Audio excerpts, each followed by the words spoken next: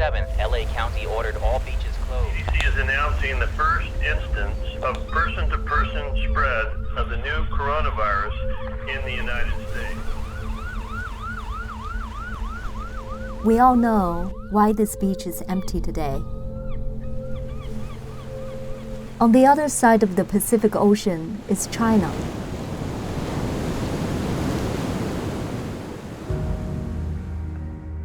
It used to be one of the most fascinating places in the world. In the past 40 years, America had a long dream about this faraway land. The United States will do everything possible to bring China into the World Trade Organization. That you will be a more open society and you'll be a more open economy. Now we are waking up from that dream. China doesn't want the real story to be told. And this will change how the world looks at China for years to come. And for sure, we have lessons to learn. Is it a natural disaster, or is someone responsible for it? When did the Chinese leadership know the virus could spread between people? Are they trying to hide anything? 希望大家帮帮我们。现在他们在追我。 And what did the communist leadership do when the virus was spreading to the world? It impacts us all. How did they let that happen?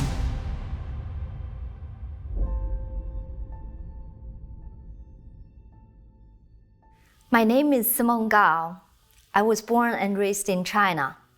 Now my home is here in America, where I'm a journalist. We have to get to the bottom of this, because millions of families deserve to know the truth. We need to have a clear view of what really happened. This way, future generations can be free of this disease, both physically and spiritually.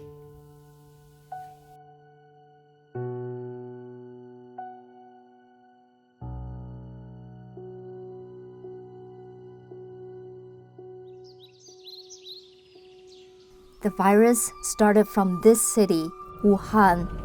武汉发现不明原因肺炎的流行病学调查，传播途径未完全。 The rest of China was oblivious about the coming danger.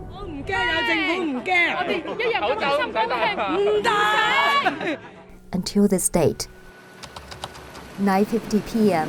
Monday, January 20th, 2020. Millions of the Chinese people were shocked when they watched this on CCTV. Exactly, Dr. Zhang. We have just come to the topic that involves human-to-human transmission. Several days ago, we could not confirm it. So after the meeting you just attended, what conclusion did you come to on human-to-human transmission? In the past, we said there was danger. Now, the information shows it definitely transmits between people. Dr. Zhong Nanshan is the head of the China Health Commission expert team investigating the outbreak, and CCTV is the largest state-owned TV station in China. This was the first time China officially acknowledged that the virus could spread among humans. The question is, when did the Chinese Communist Party, or CCP, know about it?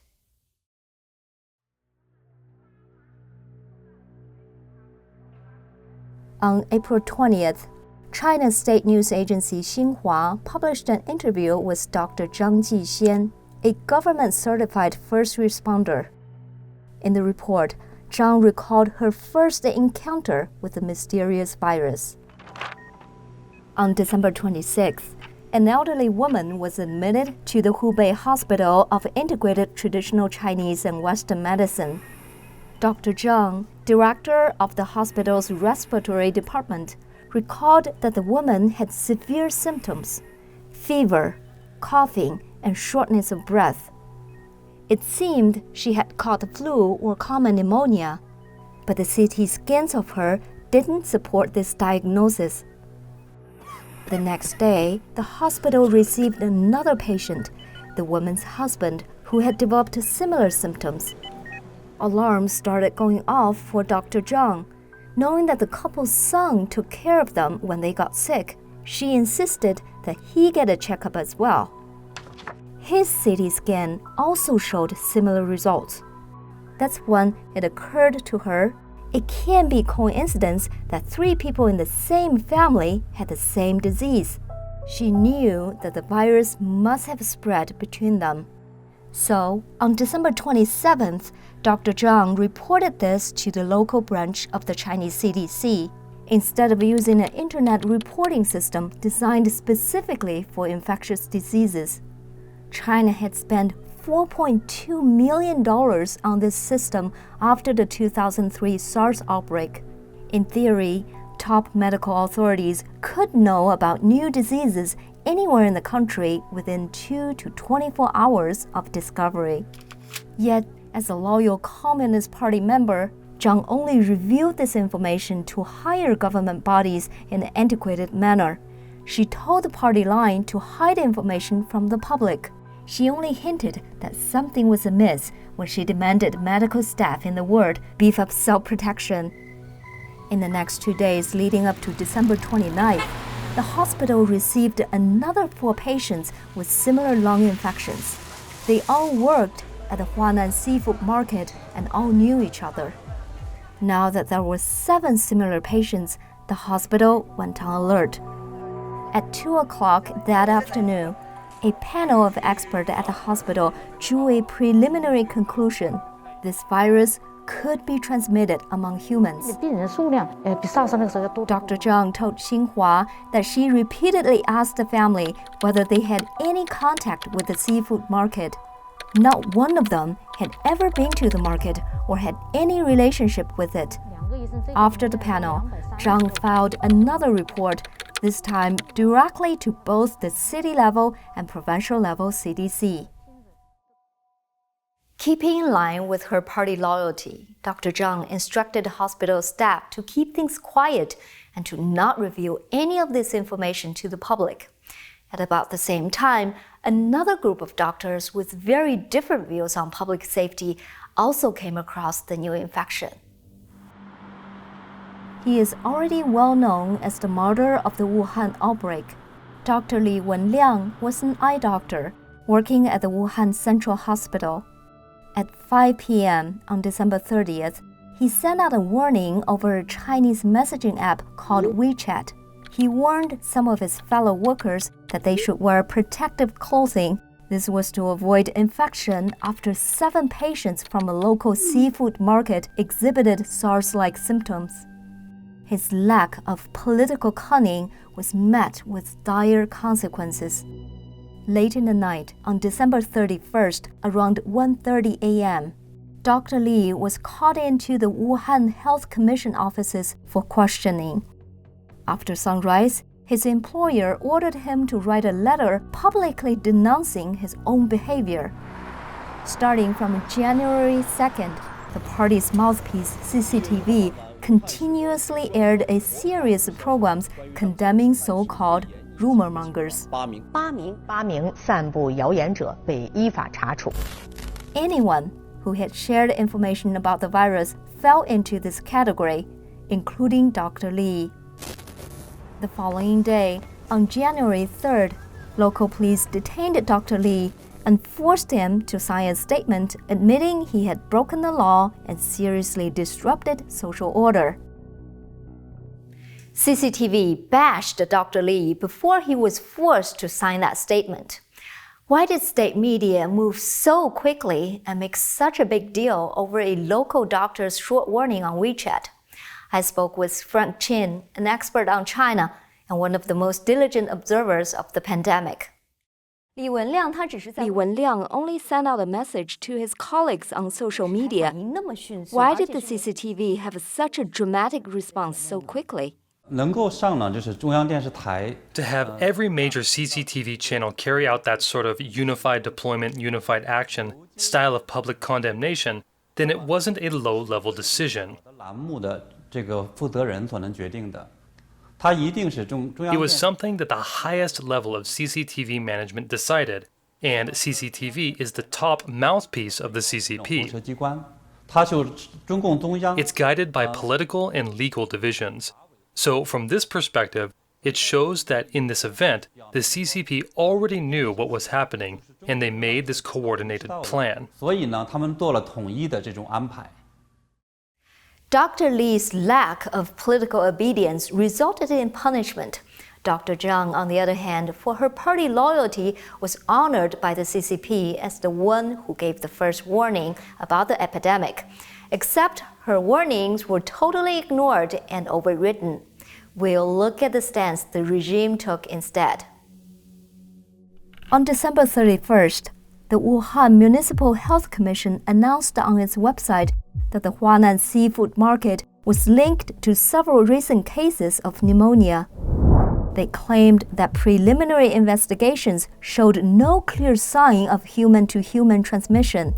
They further claimed that no health workers had been infected, and the disease could be kept under control.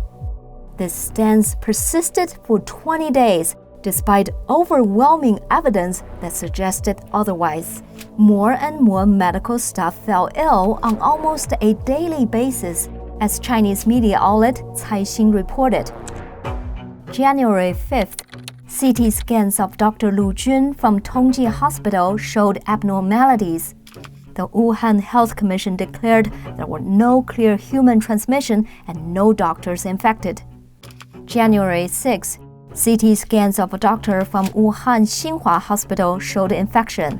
His hospital required staff not to spread rumors. January 7th, Dr. Lu Jun was confirmed with a COVID-19 infection. 3 days later, on January 10th, Dr. Wang Guangfa of the National Health Commission declared no infections among medical personnel. The Wuhan Health Commission repeated this on the following day. January 13th, 3 Wuhan nurses were confirmed with infections. The Chinese Health Commission told the magazine Science that there were no infections among the 760 medical staff in close contact with COVID-19 patients. On January 15th and 16th, 3 more doctors either showed abnormal CT scans or were confirmed infected. Yet the Wuhan Health Commission declared no new cases or medical staff infections. January 18th, Xinhua Hospital found 100 cases of CT abnormalities. 4 medical staff in 3 hospitals in Wuhan were confirmed ill on the same day. The next day, the Wuhan government proceeded to invite 10,000 families to a banquet in celebration of the Chinese New Year. 9 nurses were confirmed on the same day. January 20th, Dr. Zhong Nanshan acknowledged human-to-human transmission on CCTV. Not long after Dr. Zhong acknowledged human transmission, top leadership got involved. General Secretary of the Chinese Communist Party, Xi Jinping, purged 2 top officials in Hubei province and Wuhan city for mishandling the epidemic. However, in an interview, the mayor of Wuhan, Zhou Xianwang, revealed the tangled nature of communist bureaucracy. About not revealing the materials about the disease more quickly, this is the point everyone needs to understand. Since it is a contagious disease, it had to be disclosed according to the law on prevention and treatment of infectious diseases. As a provincial government, we have to be authorized to disclose the information. Just as Wuhan's mayor indicated, he did not have the final say on what to do. The decision ultimately comes from the top. We can confirm this from internal government documents. On January 14th, while China's health official publicly announced on state television that the risk of human-to-human transmission remained low, actions in the top leadership suggest a different understanding. And internal government facts obtained by the Epoch Times indicated that on January 14th, local CDCs initiated the highest level emergency response. The notice said that China's National Health Commission had already drawn up a set of treatment and prevention measures. They were in the process of passing them on to local health agencies. Some measures clearly indicate that Chinese top leadership knew the disease could spread between people well before the CCP publicized this information. For example, the document ordered hospitals to train staff on preventative measures and take steps to stop the disease from spreading among medical workers. But there's more. The The Chinese military knew about the outbreak even before the Chinese CDC issued the prevention measures. This can be seen in these internal documents from the Naval Engineering University. The January 2nd document ordered the university's security department to monitor visitors who were suspected of being infected with an unknown pneumonia originating from Wuhan. It further states that this order is to follow a Naval Engineering Department instruction, Series number 298, issued in 2019. The earliest and most accurate intelligence came from the Chinese military. The Naval Engineering University producing documents like these implicates the Chinese military. They very likely knew about the outbreak and transmissibility in December 2019 or even earlier. All these instructions were marked internal. Some specifically say not to be spread on the internet and not to be publicly disclosed. And so it stayed that way. The CCP kept the 1.4 billion people of China unaware of the danger of this virus for at least 20 days, and the timing couldn't have been worse. On January 7th, Xi Jinping ordered the information of the outbreak must not damage the atmosphere of a peaceful and happy holiday. And what holiday atmosphere was that? Right at that time, less than 2 weeks from the Chinese New Year, hundreds of millions of Chinese people had started heading home for the largest holiday in China. Trains, buses, and flights were packed. After all, it is the largest human migration on the planet. In Wuhan, the 10,000 people family banquet was still yet to happen, while 5 million people were leaving the city for destinations around the world.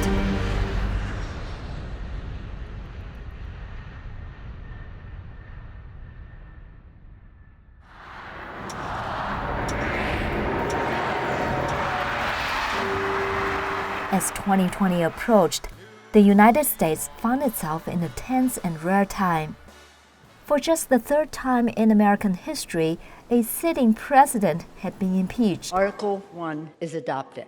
The media focus was entirely on the impending Senate decision and if Trump would be removed from office.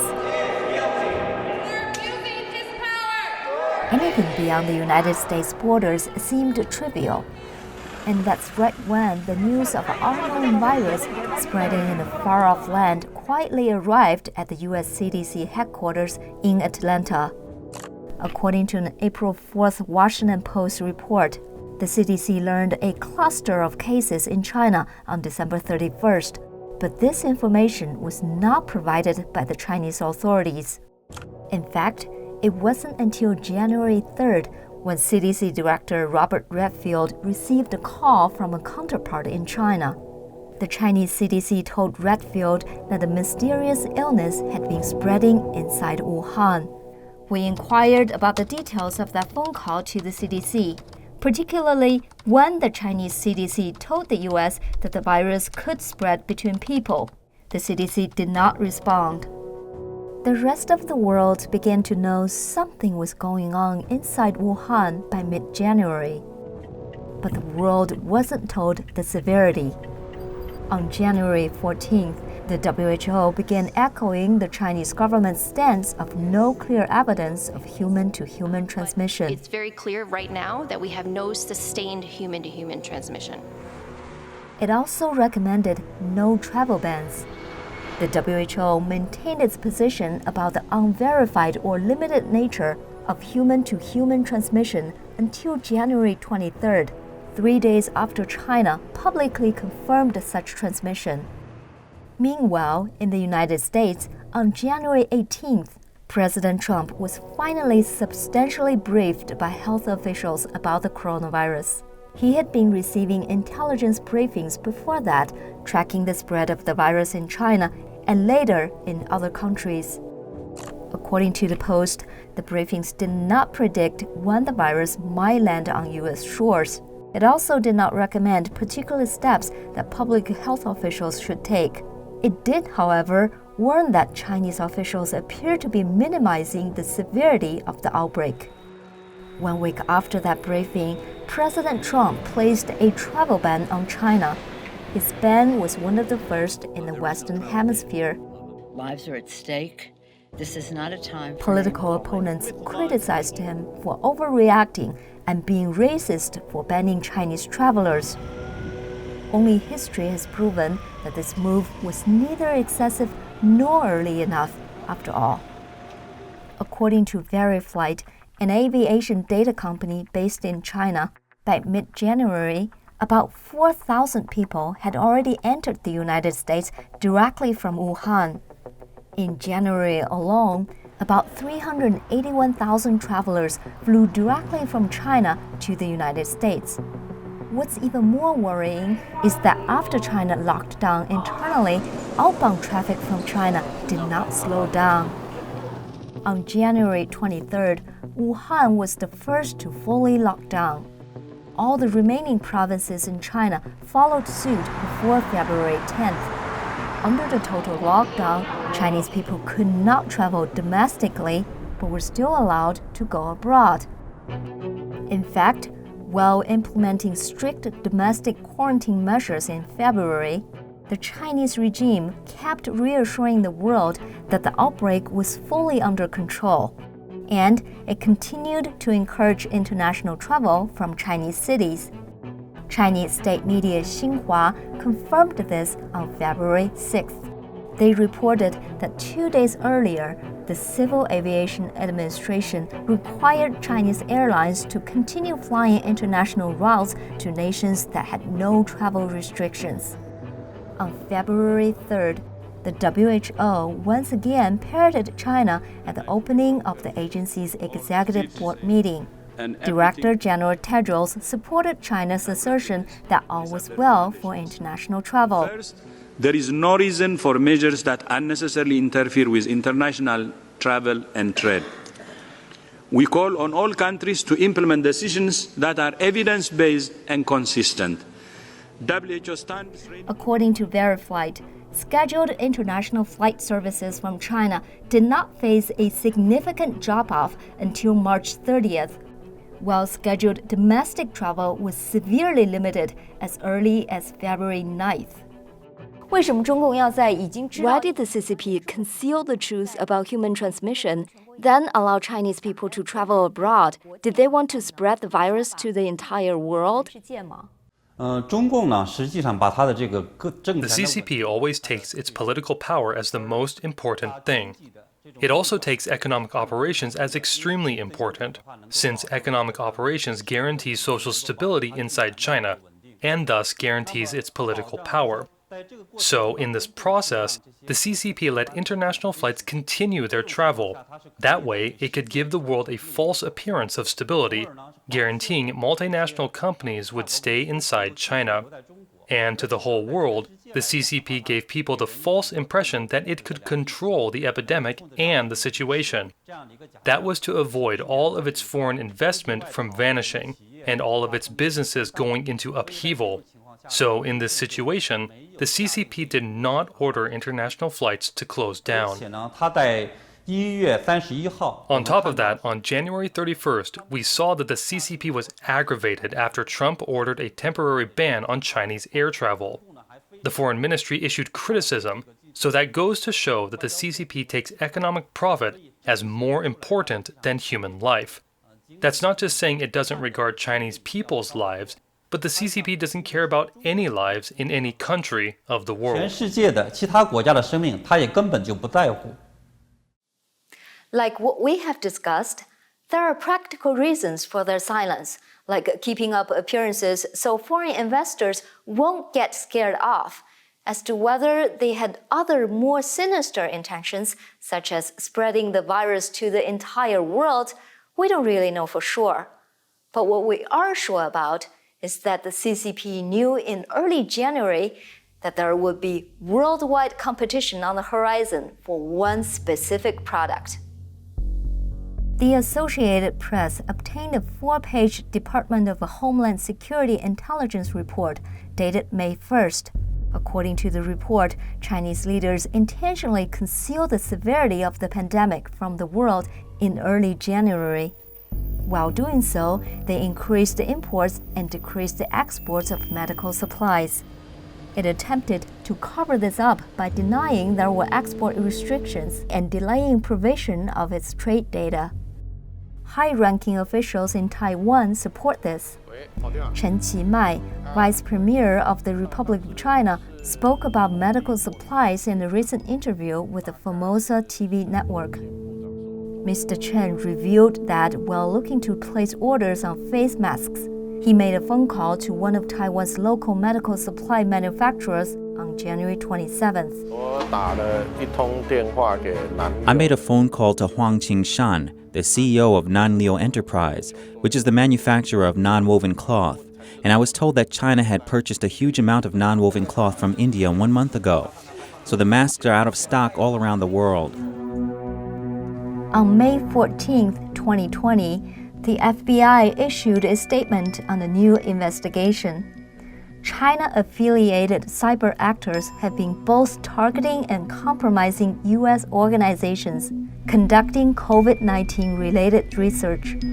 These attacks aim to steal research results related to vaccines, treatments, and testing.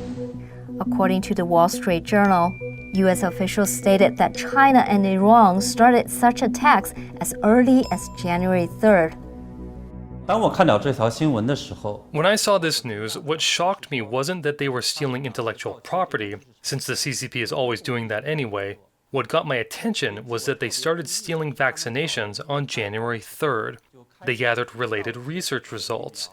This confirms that the CCP knew at a very early time how dangerous this disease was. If the CCP was just trying to hide the identity of the virus and the scale of the outbreak, we'd expect them to relent on the cover-up after the rest of the world figured it out. However, the CCP continues to rigidly maintain the cover-up, just like in the earliest days. Why is that? What else could they be hiding?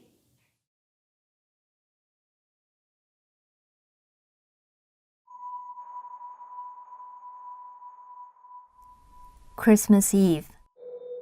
It was just a normal working day in Guangzhou, a sprawling port city northwest of Hong Kong on the Pearl River. On that day, Vision Medicals, a genetic technology company, made a critical discovery.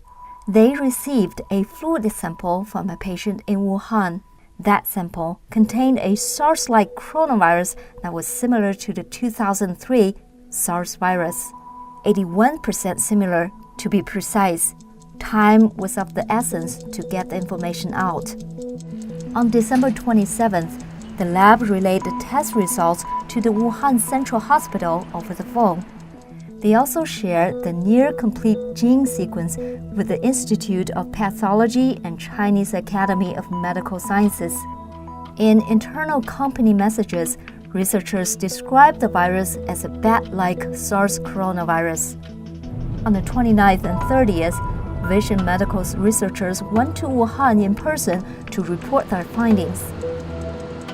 They exchanged all their analysis results with the leaders of the Wuhan Central Hospital and the Wuhan Disease Control Center. The following day, on January 1st, one of the lab researchers received a phone call from a Hubei Provincial Health Commission official. The official gave the following orders. Existing lab samples must be destroyed. The lab was forbidden from studying new samples from Wuhan. Any existing analysis, papers, or data cannot be shared to the outside world. Finally, any future findings must only be reported to the government. Then, on January 3rd, another lab outside of Wuhan received samples from Ground Zero. The Shanghai Public Health Clinical Center began sequencing the genome. 2 days later, on January 5th, the clinical center finished the sequence, confirming a new form of SARS that had never been seen before.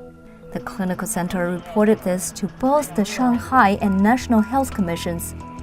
They reported the disease was similar to SARS, suspected it was airborne, and recommended that public areas undertake safety measures to control the spread. But, just like the doctor's warnings from before, both government entities seemingly ignored the information and warnings. After almost a week of no response to any government body, on January 11th, the team from the clinical center took a bold step and published the full genome sequence online through Verilogic.org and GenBank. This was the first time the rest of the world could see the full virus genome. And like clockwork, the team's research laboratory was shut down the following day. What Vision Medicals and the Shanghai Public Health Clinical Center experienced were not isolated orders from Chinese health officials. In fact, China's top medical authorities expanded such a ban to the entire nation as early as January 3rd.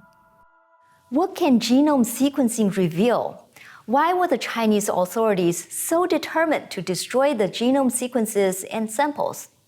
I spoke with Stephen Hatfield, former researcher for the United States Army Medical Research Institute of Infectious Diseases. What does genome sequencing reveal? Can it reveal the identity of the virus and when it came about? Yeah, basically. To have the genome sequence of any virus lets you establish its family tree. And because mutations occur in different viruses at set rates, you can take an early strain and a new strain, and you can compare the changes that have occurred, the random changes, and it's almost like running a clock backwards. You can see how many new mutations have appeared in this virus compared to this older known virus. And you can run the clock back and make an estimate of when this new strain appeared. It's called a molecular clock. Dr. Hatfield said, by studying the genome sequence, we can roughly know when the virus came about. While researchers in the UK did exactly that. On April 17th, UK's Daily Mail reported that a team of researchers at the University of Cambridge gathered data on the possible start of the outbreak. Their analysis concluded that the spread began at some point between September 13th and December 7th. On May 5th, Science Direct published a paper by a group of UK and French scientists focusing on phylogenetic research, which observes the development of specific organisms. Their estimates suggest that the pandemic started sometime between October 6th and December 11th. Coincidentally, on May 9th, the London-based NBC News verification unit reported private analysis that fit into that time frame. The report indicated there was no publicly available cell phone activity in a high-security portion of the Wuhan Institute of Virology from October 7th through October 24th, 2019. They suggested that there may have been a hazardous event sometime between October 6th and 11th. The report says during this time, it is believed that roadblocks were put in place to prevent traffic from coming near the facility. We looked into the traffic reports in Wuhan during that time period. Since the Military World Game took place in Wuhan from October 18th to the 27th, the local government locked down a mountain called Bafenshan, right in the backyard of the Wuhan Virology Lab. However, the lockdown dates did not match up with the reported dates of no cell phone activity. Therefore, it's unlikely that the game influenced the cell phone activity in the area. If there is evidence of a lab shutdown, it would bolster theories that China made a terrible mistake, as President Donald Trump indicated. In fact, the State Department received warnings from the U.S. Embassy staff in 2018 that the Wuhan Institute of Virology had lacked security and severe shortages of properly trained technicians. The Chinese had previously even asked for American help in that regard. So, does that make an accidental leak from the lab feasible? So far, we haven't found any hard proof of either a lab shutdown or that the virus was mistakenly leaked from the lab.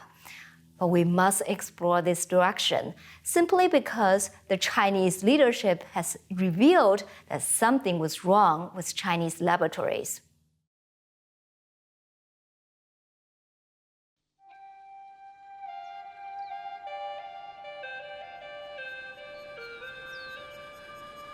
Deep in the mountains of southwest China, there are caves millions of years in the making. They're famous for two things: stalactites and bats. Bats were found to be the source of the 2003 SARS outbreak. Before this was well known, one woman leading a team of researchers was tasked with finding that source. CCTV reported that in November 2011, Dr. Shi Zhengli and her team stumbled upon a bat cave in these tropical mountains. The bats were hosts to 10 different families of the SARS coronavirus.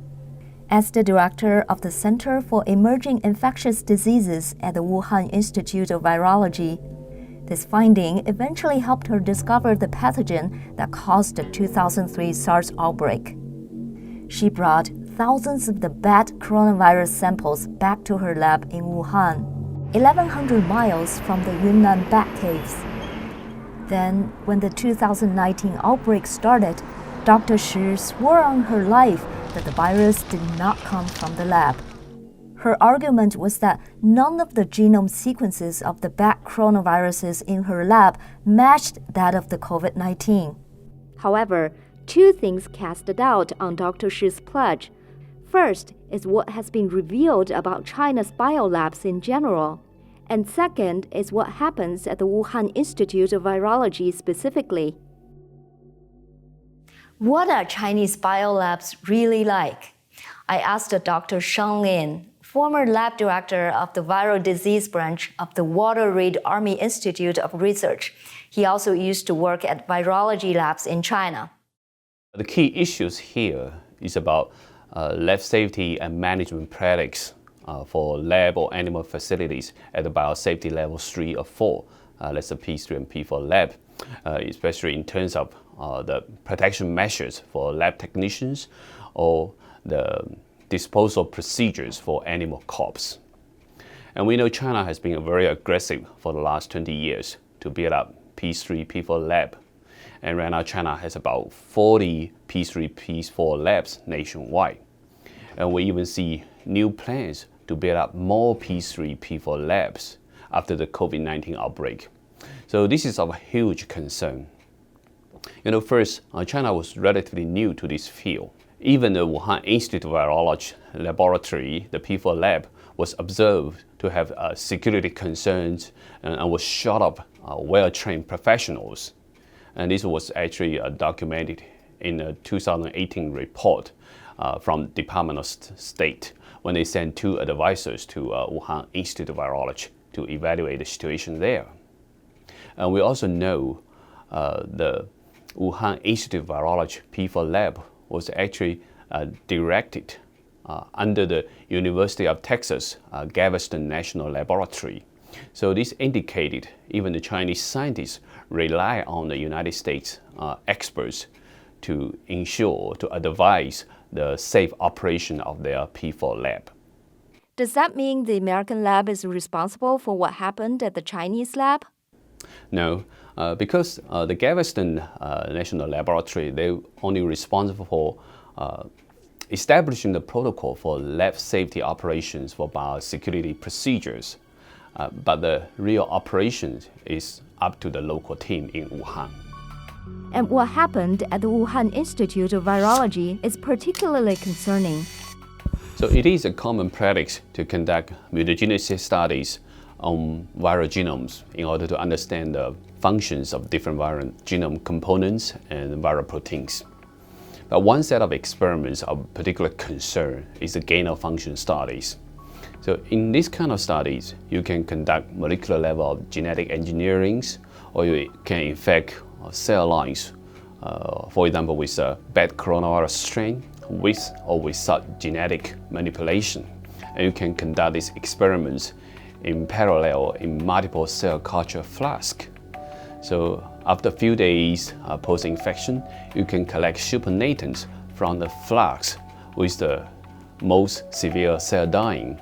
And then you use this supernatant to do another round of infection. So you basically select viral mutants with higher infectivities in each round. And similarly, you can conduct this kind of experiment in animal models like mouse and ferrets. So basically, you select viral mutants that can spread faster or cause more severe disease in animal models. So this is a typical gain-of-function studies. And we know Shi Zhenli's group from Wuhan Institute of Virology, together with their collaborators in the United States, published an article on Nature Medicine in 2015. In that study, they documented the enhanced pathogenicities when you had the spike of a bad coronavirus strain put on the backbone of a mouse-adapted SARS coronavirus. So this study raised serious bioethics concerns at the moment, and the United States suspended this kind of studies for a while. However, it's not known whether this kind of study was further pursued in China, especially whether it was pursued under some joint project with Chinese military medicine unit, like the ones in Wuhan or Nanjing. This is not saying that the Chinese scientists have the intelligence to design a virus like SARS coronavirus 2, but this kind of gain-of-function study is so dangerous and with unpredictable outcome. That's why it's very vital for the whole world to know whether China is still continuing this kind of experiments. China's lax lab standards are well known to insiders, and these widespread practices in Chinese labs have gone on for years. Then suddenly, on January 16, 2020, 4 days before publicly acknowledging human transmission, the China Science and Technology Department released guidelines on safety and management of viral laboratories. A month later, on February 14th, Xi Jinping made comments about accelerating biosafety legislation at the Committee for National Reform. It's very possible that Xi already knew about a lab leak. So he wanted to publish this law to make it look like he takes biosafety seriously. It was to be a preventative measure. So if in the future the rest of the world looks to find who is responsible, then they have a scapegoat ready. They will say that it was some person who did it, who broke these rules, and it is not a problem with the CCP.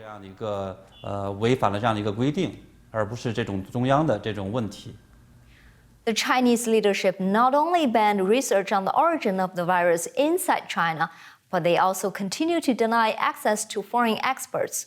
This has gone on for months. All the important evidence may now be gone or destroyed. Are there simply too many tracks to cover? Can we believe anything they've told us?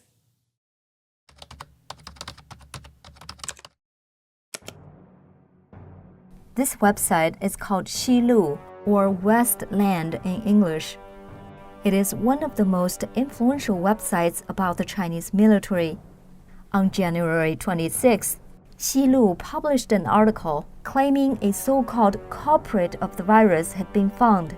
Citing research from the Chinese Academy of Sciences, the article purports that the coronavirus is not a product of nature. Instead, the article wrote 4 key proteins in the virus had been replaced so that it can target Chinese people. And who would create such a virus to target the Chinese? According to the article, it was none other than the United States. The article claimed the virus was deployed by U.S. service members while participating in the Military World Games in October 2019. Though that particular article was removed from the website in early February, the narrative of American origin has persisted. On March 12th, Chinese Foreign Ministry spokesperson Zhao Lijian republished a video of Robert Redfield addressing a U.S. congressional committee. In the clip, Redfield said some influenza deaths in the U.S. were later identified as cases of COVID-19. Referring to this clip, Zhao wrote, "The CDC was caught on the spot. When did patient zero begin in the U.S.? It might be the U.S. Army who brought the epidemic to Wuhan. Be transparent. Make public your data. The U.S. owes us an explanation." Zhao's fellow Foreign Ministry spokesman Geng Shuang later backed him up, suggesting the U.S. is hiding something. 5 months into the pandemic, the theory that the virus originated in America is still very much alive in China. In fact, if you search on China's equivalent of Google called Baidu, using the keywords "virus came from America," 66 million results come up.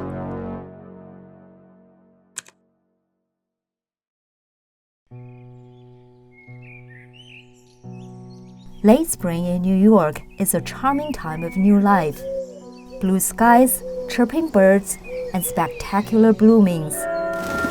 But inside the buildings, people are dying. In April 2020, as New York State became the national epicenter, the daily death toll from COVID-19 peaked at 805 in a single day. As of June 26, over 124,000 people have died in the whole country, a toll that has surpassed 47,000 American deaths in the Vietnam War. The global economy slipped into a recession on a scale not seen since World War II. All right, so remind me, what type of work are you gearing towards? 33 million people have sought U.S. unemployment aid since the virus hit. The numbers are heart-wrenching. What makes it worse is that we know this could have been prevented. A study by the University of Southampton indicated that if China had taken measures to address the virus earlier, they could have prevented about 95% of the infections throughout the world. Some people say the American government, the Trump administration, is also at fault. They could have done better and acted earlier with the knowledge they had. After all, the whole world was at the same starting point. Why did Taiwan and South Korea end up in a much better place? That may be true to some extent. But this argument is diverting attention from the elephant in the room. That is, who let this happen to the world in the first place? To people in China, and the answer to that, and what they are seeing today, is not an unprecedented catastrophe, but rather it is history repeating itself. For the past 70 years, China has been plagued with an ominous curse, causing either man-made disasters or natural disasters turned man-made. The largest famine in human history, ending 45 million lives, was known as the Great Leap Forward. What caused it? They said it was drought. But it was really Chairman Mao trying to accelerate agrarian China towards communist utopia. Systematic lying created imaginary surpluses of crops. Government officials gathered crops that did exist and left the peasant population to die without the food they themselves grew. The CCP has long since covered up this disaster, as Chinese citizens know nothing of the true scale of this famine. In 1989, as blood-soaked college students were carried away on makeshift gurneys, the CCP claimed they did not fire a single shot during the Tiananmen Square massacre. They maintained that only about 200 civilians died in the turmoil. A recent declassified UK document indicates the PLA killed at least 10,000 people. Chinese students today don't even know there was ever a protest in Tiananmen. In 2003, as SARS swept through China, the CCP concealed how many people were infected. Only China's neighbors, like Taiwan and South Korea, had experience with handling such respiratory infections. much of the world was left unprepared for the danger of a similar virus. In 2008, over 87,000 people lost their lives in a magnitude 7.9 earthquake in Sichuan province. Independent investigations showed shoddy construction had caused the deaths of thousands of children. However, the CCP jailed these investigators. From July 1999, a traditional Chinese mind and body exercise called Falun Dafa has been persecuted in China. The CCP has used the Falun Gong practitioners as well as other political prisoners as forced organ donors, harvesting and selling vital organs on a national scale. Independent investigators have concluded that this claim is true. The CCP still denies it to this day. And yes, the CCP once again covered up another disaster. This is what it has always done and will always do. Why has this persisted for so long? Maybe we should ask, what criminal would ever stop their crimes if they weren't held accountable?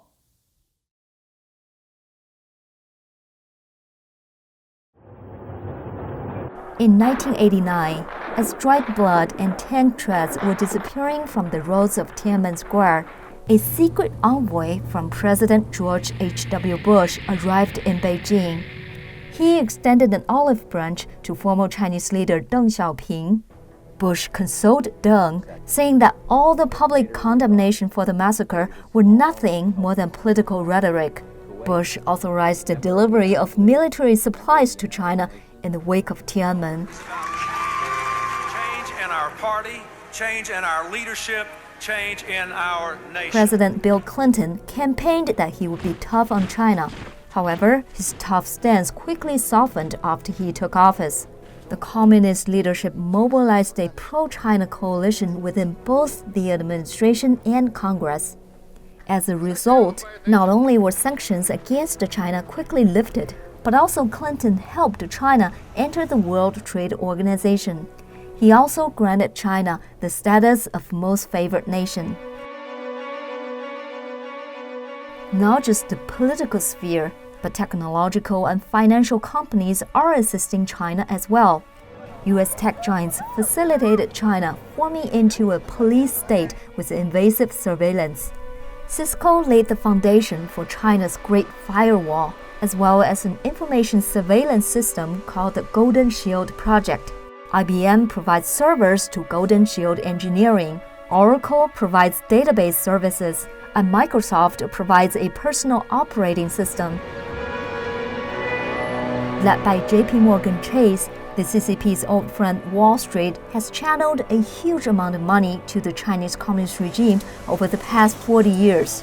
JP succumbed to nepotism when it hired children of high-ranking Chinese officials. This helped the company win billions of dollars of Chinese business contracts. Morgan Stanley investment indexes include Chinese companies that often pose a national security threat to America. Its actions have resulted in trillions of US dollars being invested in the Chinese economy. There is one particular company listed on the Morgan Stanley index that we need to single out. It's called Tencent, and it owns the Chinese social media giant WeChat. WeChat has long helped the CCP monitor dissidents. The whistleblower of this pandemic, Dr. Li Wenliang and others, were first tracked and reported on WeChat when they exposed the virus spread via this social media platform. Only reason this situation has gotten as bad as it's gotten is because the capitalists in the West, the Wall Street and the City of London, and certain corporatists, certain elites, what I call the Party of Davos, right, have basically financed the CCP and has allowed them to get technology. Those days are over. In China and America alike, we have a saying, what goes around comes around. For the past 40 years, America and the West have been in a state of willful ignorance, to put it nicely, about the CCP's crimes. Now the circumstances have forced us to face the consequences of that negligence. China has a rich history, splendid culture, and profound spiritual tradition. Lao Tzu would have been able to hold a candid conversation with Socrates about ethics and the laws of the universe.